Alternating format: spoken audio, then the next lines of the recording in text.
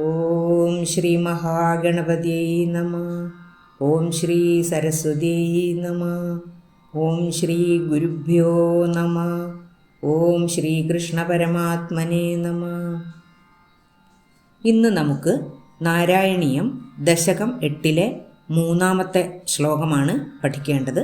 നമുക്ക് ശ്ലോകം ചൊല്ലാം. അസ്മാദൃശാം പുനരഹർമുഖകൃത്യതുല്യാം സൃഷ്ടിം കരോത്യനുദിനം സഭവത്പ്രസാദാത് പ്രാഗ്ബ്രാഹ്മകൽപ്പജനുഷാം ച പരായുഷാം തു സുപ്തപ്രബോധനസമാസ്തി തദാപി സൃഷ്ടി.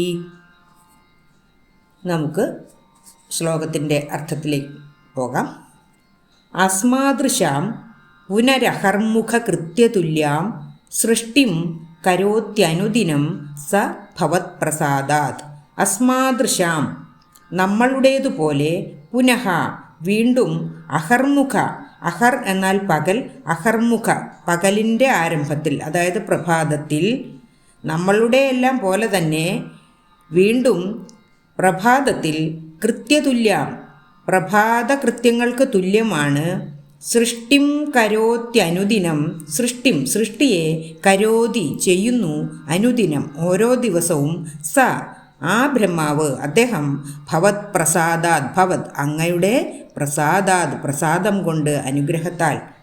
അതായത് നമ്മളൊക്കെ ഓരോ ദിവസവും പ്രഭാത കൃത്യങ്ങൾ ചെയ്യുന്നതിന് തുല്യമായിട്ടാണ് ഈ ബ്രഹ്മാവ് ഭഗവാന്റെ അനുഗ്രഹത്താൽ ഓരോ ദിവസവും പുലർച്ചയിൽ സൃഷ്ടികർമ്മങ്ങളെ ചെയ്യുന്നത്.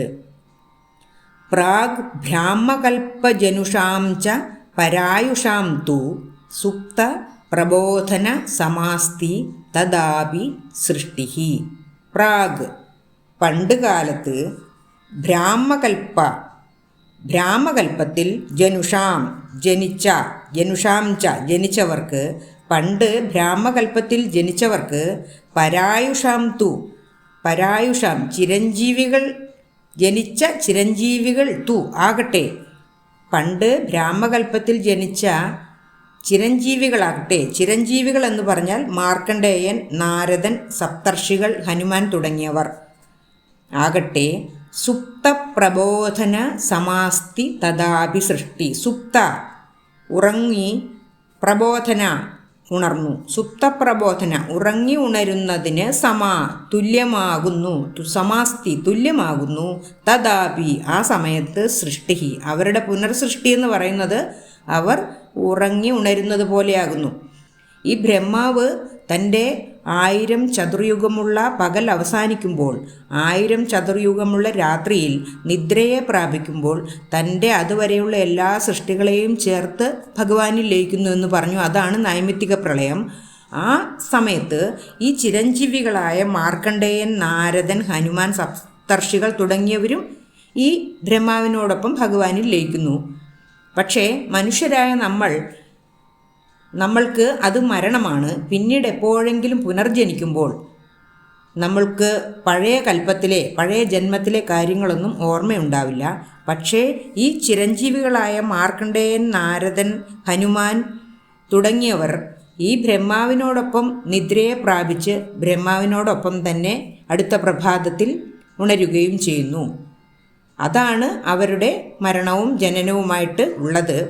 അവരുടെ പുനർസൃഷ്ടി എന്ന് പറയുന്നത് ആ ഉറങ്ങി എണീക്കൽ ആണ്. അതുകൊണ്ട് തന്നെ അവർക്ക് തലേ ദിവസത്തെ കാര്യങ്ങൾ, തലേ ജന്മത്തിലെ കാര്യങ്ങൾ അതുപോലെ തന്നെ ഓർമ്മയുണ്ടാവുകയും ചെയ്യുന്നു. എന്നാൽ നമ്മളെപ്പോലെയുള്ളവർക്ക് കഴിഞ്ഞ ജന്മങ്ങളിലെ കാര്യങ്ങൾ പുനർസൃഷ്ടി ഉണ്ടാവുമ്പോൾ ഓർമ്മയുണ്ടാവുകയില്ല എന്നാണ് ഈ രണ്ടാമത്തെ 2 വരികളിൽ പറയുന്നത്. ഇനി നമുക്ക് ഈ ശ്ലോകത്തിൻ്റെ ഒരുമിച്ചുള്ള അർത്ഥം ഒന്നുകൂടി പറയാം. നമ്മളുടെ എല്ലാം പ്രഭാത കൃത്യങ്ങൾക്ക് തുല്യമായിട്ടാണ് ഓരോ ദിവസവും ആ ബ്രഹ്മാവ് ഭഗവാന്റെ അനുഗ്രഹത്താൽ സൃഷ്ടികർമ്മത്തെ ചെയ്യുന്നത്. പണ്ട് പ്രാകൃത പ്രളയത്തിന് ശേഷം ആദ്യമുണ്ടായ ബ്രാഹ്മകൽപ്പത്തിൽ ജനിച്ച ചിരഞ്ജീവികളായിട്ടുള്ള മാർക്കണ്ഡേയൻ, നാരദൻ, ഹനുമാൻ, സപ്തർഷികൾ തുടങ്ങിയവർക്കാകട്ടെ ഈ ബ്രഹ്മാവിനെ പോലെ തന്നെ ഉറങ്ങി ഉണരുന്നതുപോലെ മാത്രമാണ് ഓരോ കൽപ്പത്തിലും അവരുടെ മരണജനനാദികൾ സംഭവിക്കുന്നത് എന്നാണ് ഈ ശ്ലോകത്തിൽ പറഞ്ഞിരിക്കുന്നത്.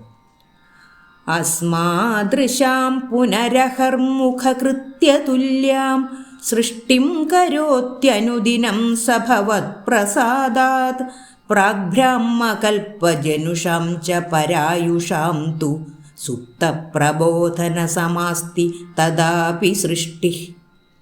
നമുക്ക് ശ്ലോകം ഒന്നുകൂടി ചൊല്ലാം. അസ്മാദൃശാം പുനരഹർമുഖകൃത്യതുല്യാം സൃഷ്ടിം കരോത്യനുദിനം സഭവത്പ്രസാദാത് പ്രാഗ്ബ്രാഹ്മകൽപ്പജനുഷാം ച പരായുഷാം തു സുപ്തപ്രബോധനസമാസ്തി തദാപി സൃഷ്ടി. നാലാമത്തെ ശ്ലോകവും അതിൻ്റെ അർത്ഥവും അടുത്ത വീഡിയോയിൽ ചെയ്യാം. സർവത്ര ഗോവിന്ദനാമ സങ്കീർത്തനം ഗോവിന്ദ ഗോവിന്ദ. ഓം ശ്രീകൃഷ്ണ പരമാത്മനേ നമഃ.